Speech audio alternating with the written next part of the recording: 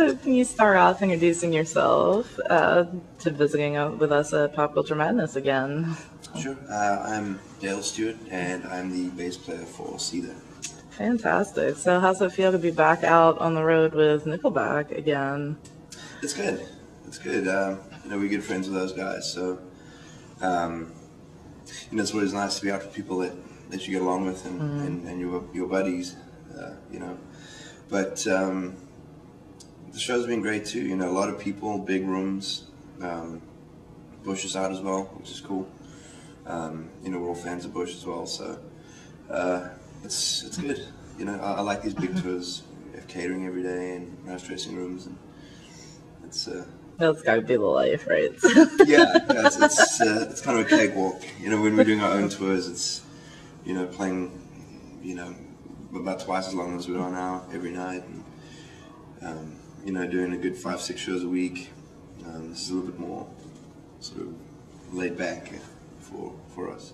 So, with you guys being such road warriors that you are, is there any place that you haven't visited yet that you'd like to play? Yeah, definitely. Yeah, there's a couple. We're actually going to go to South America later on in the year, so that's where somewhere I wanted to go. Like Brazil and Argentina and Mexico. We've done one show in Mexico City, but hopefully play some more down there. We were talking about a possible show in Antarctica for the USO. Oh, wow. For the troops out there. So that would be a good one. Also another place we haven't been. But, have they done shows in Antarctica before, with the USO stuff? I haven't heard of it, so... I don't know. Wow. I don't know if they have, or if it would be a first. So I don't know yet if it's going to happen, but I'm kind of hoping it does. If that happens, we'll be able to say we've played every continent this year. Absolutely. That's pretty cool. Definitely. That is a feat that not too many bands can say that they've done, so it's awesome. And, congratulations on, the 3rd #1 single off of the album. I'm sure that you were, very happy with the continued success of that. Absolutely. Yeah, it's, you never really know what to expect when you release an album. You don't know how well it's going to be received, or how accepting radio is going to be of it. But yeah, it's it certainly surprised us. We're very proud of the album, and we like the album, and definitely feel that's our strongest one to date. But yeah, 3 #1s in a row. That's another first for us. So that's pretty cool. Yeah, it's great. So, how do you feel about the evolution of the band up until this point? Yeah, it's. I guess I wouldn't change anything. I like the current sort of incarnation of the band. I like the 3-piece, and I think we're going to stay a 3-piece. Okay. We've tried to incorporate guitar players along the way, and it's just really hard. Because it's not even so much just the playing. It's even more everything else. Incorporating another person into this sort of marriage that you have as the band, and when it's hard to fit in with that dynamic. It's another opinion, another body on the bus, and all that. So, but the 3-piece is cool. I think we're having fun playing as a 3-piece. I don't think anything's lacking, in the music on stage live. So, yeah, I think. Yeah, well, I'm sure you guys, have a formula for the way that you get things done and the way that you're used to touring together. And sometimes it is hard to mix up that chemistry. Right. Yeah, and anyone who's had a roommate or anything, it's that kind of thing. Except you're in each other's faces 24 hours a day, for 7 days a week. So you really need to get on with these people, and it's, people say, oh, you guys are like family, but it's almost goes further than that, because, I love my family, but I barely see them. Yeah. These guys, every single day, you seeing these people. So Oh, yeah, I mean, I've heard that compared to being even different than a marriage because, you know, at least like with the wife, everybody goes to work during the day and comes home and you're away from them for like 6 to 8 hours. Yeah, absolutely. You know, and that's the thing. You know, it's a constant thing. So you just need to learn to adapt and but you know, after a while, you know,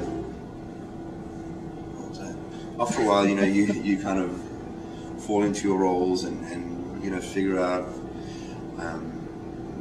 you know, what you want to do or you know, what gets you by on the road. And you know, sometimes you just want to go lie in your bunk and shut the curtain and take a nap, or even like now, you know, Sean's playing video games, Johnny's in the back lounge of the bus and I'm in the front lounge. Did I hear him yelling at the video game? Is that what I heard? Yeah, he gets pretty passionate about that stuff. I thought I heard it. I'm like, somebody's got to be playing a video game or something in there. So what do you like to do personally when you need to take a little break? Is there anything that you enjoy? Like, do you ever get a chance to visit any sites in the towns that you're in? Sometimes we do. Generally it's just, you know, sitting on the bus, so by default I end up watching a lot of TV. I'm a total TV-holic. What are some of your favorite shows? Top Gear is probably my favorite show. I love the Investigation Discovery channel. I'll just sit and watch like those murder mystery, you know, reality things. Love documentaries. I'm not a big sort of show person. I don't follow a series. I'll go for next week. We'll see what happens. But yeah, that, you know, sometimes you'll read. You know, YouTube's a great source. Yeah, it is. A great source of entertainment for hours on end. So yeah, I mean, just, you know, whatever gets you up until showtime. It's funny, it's like the whole day, it's just, you're just kind of passing the time until the climax of playing and doing the show, and then afterwards you get off stage and you're like, okay, well, what now? You know, it's great. So, you know, being that you've been at this for so long, do you still ever get nerves or anything before big shows? Not really. No? Not really.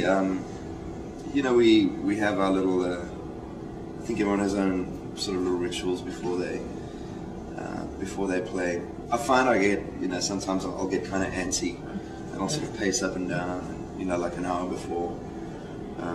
Also about an hour before, I'll pour that first drink and, you know, put on some music and, you know, kind of pace up and down. And what kind of music gets you going? Usually like something a little heavier, like maybe Sepultura or Pantera or Rammstein, something like that. You know, but yeah, you know, just something a little bit heavier, a little bit sort of upbeat, up tempo maybe. Yeah, and have like a cocktail or two, and that's the warm up. That's the ritual. And then yeah, there's no real nerves. It's probably the cocktails before the show, but yeah, that always works. Yeah, and that's I think where it started, and now it's just a habit. Probably not a good one, but a habit nonetheless.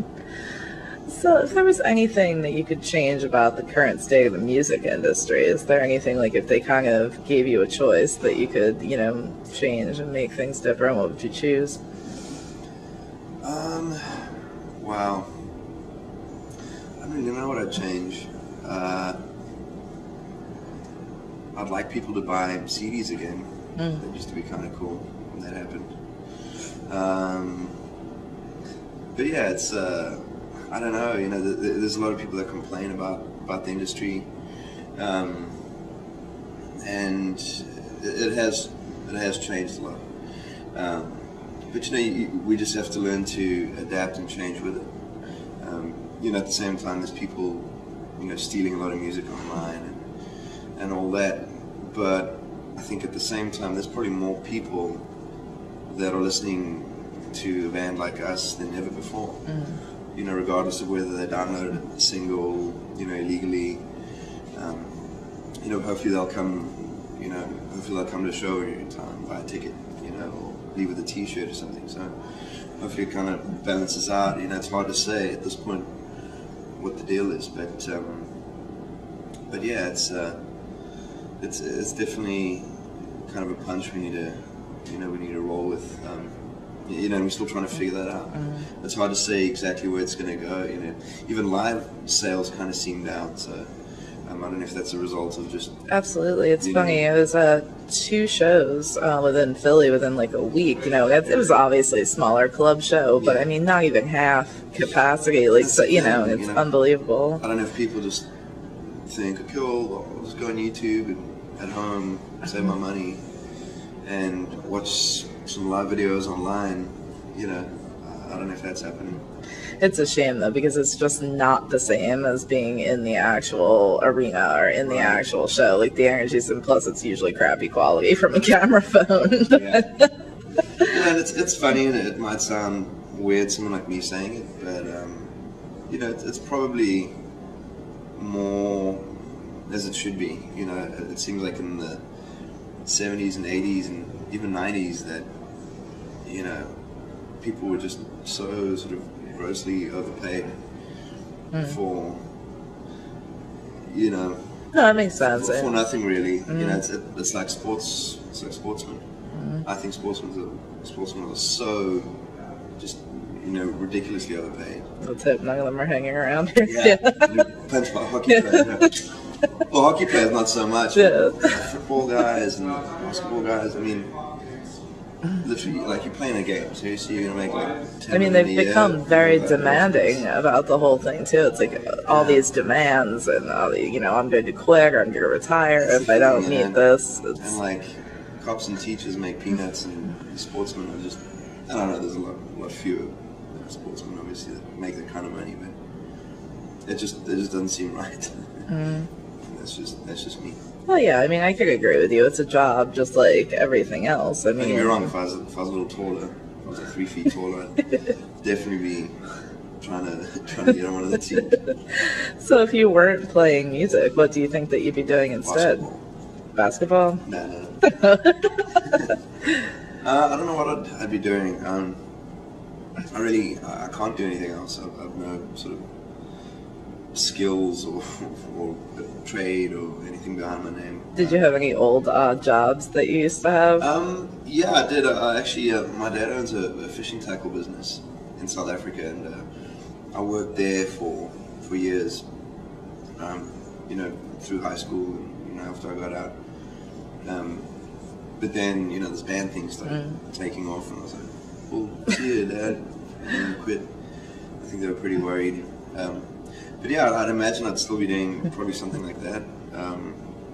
You know, kind of the father-son business thing going, and it's hard to think how different things could have been. I'm sure they're happy now too, right? Everything just falling into place. It's kind of weird how things happen, but either that, I'd love to be involved somehow with motorcycles, because that's my sort of other passion.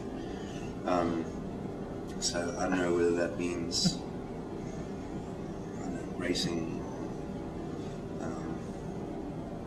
you know, having some kind of dealership. Or, you know. My fiance is into that. He's trying to get me. I can't.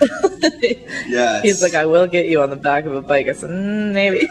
once the bug bites, you finished. Ever since I can remember, my dad had a big black Suzuki when I was a little kid, and I was just enamored with this thing, and it's just never worn off. It's never gone away.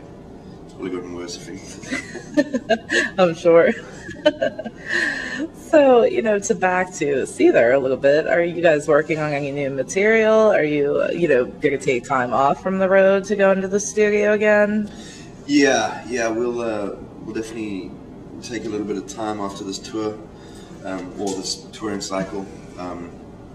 You know, we don't really work on new stuff on the road. You know, because you're playing every day, and to really be creative and in that mindset, you need to, you know, want to play and kind of be jonesing for that outlet. You know, and on the road, one just doesn't have that because you're sort of playing every night. So, you know, for us, we find it's more successful to, you know, after a tour, take a couple months off, you know, in which time we'll kind of mess around here and there on our own, you know, come up with ideas, and then say, okay, well, let's meet. And you know, this album was Nashville, kind of made sense for all of us, kind of central point.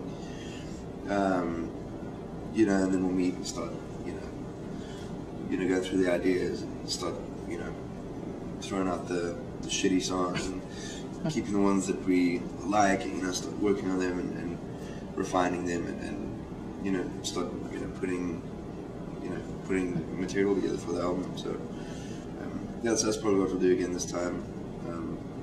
Hopefully we can work in Nashville again. It was a good experience. Nice.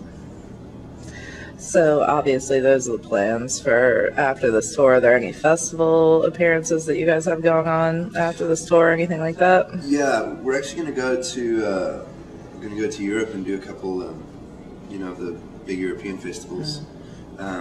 It's in like June, July, and then after that we're going to come back to the States, do another run through here, and then we're trying to go to South Africa as well, do a festival over there, and you know, hopefully 1 or 2 other shows, and then back to Europe, and then South America, and then yeah, it's gonna be a busy year, but it's good. You know, it's good knowing that, you know, it's nice knowing that people want to see us and absolutely want us to play for them and want to come to the shows. So it's great. You know, as long as people keep coming, we'll keep playing. So, you know, you mentioned playing a festival in South Africa. Do you get to go home a lot? Have you been able to visit home? Have you played a lot of shows there? Yeah, a handful. Not as many as we would have liked. I go home, you know, once a year just to see friends and family and whatnot. But the thing is, to play there is hard because, you know, for us to afford, you know, flying with, you know, equipment and our crew guys and, you know, accommodations and this and that, you know, the rand's not a very strong currency. So, you know, it's hard to, well, what do we charge for tickets? Well, we need to charge this to cover our costs, but I mean, you know, people, that's a lot of money in rand terms, so, you know, maybe we could do this. And, you know, so there's a lot that, you know, sort of planning that goes into it. That's what's nice about the festival things is, you know, they might have a sponsor on board, or, you know, be like, oh, Coca-Cola Fest, and then, you know, so then they have money. We can say, okay, well, you know, this is what we need, and we can do that. But to do our own shows, sometimes a little tricky, but, you know, I think once we've been away, you know, as long as we have now, I think it's been a good, you know, 3 or 4 years since we played there. You know, then there's kind of a hunger for us to play, so we can, you know, go and, you know, playing an arena there. Nice. You know, and get, you know, a couple thousand people in, and then it's worthwhile. So, you know, that's the kind of thing we're looking at. But it is nice to play there. You know, there's definitely kind of a sense of pride that people have. You know, for sort of hometown boys. You know, welcome back, and you know, it's good. It feels good. So do you feel that even like touring through Europe, that possibly the European fans are a little more hungry for music than here in the States? That's hard to say. I think you know, we definitely noticed it because we hadn't been there in so long as well. You know, again, you know, 3 or 4 years. So it was great for us. You know, we had some great fans. You know, at the shows, just, you know, chomping at the bit. So yeah, we definitely noticed that. I think possibly, yeah. I think you know, European fans definitely seem to be more fanatical. If that's kind of a redundant statement. Yeah, oh, I get it. But you know what I mean. It's they, you know, if they're a fan of a band, they'll really know about the band, and they'll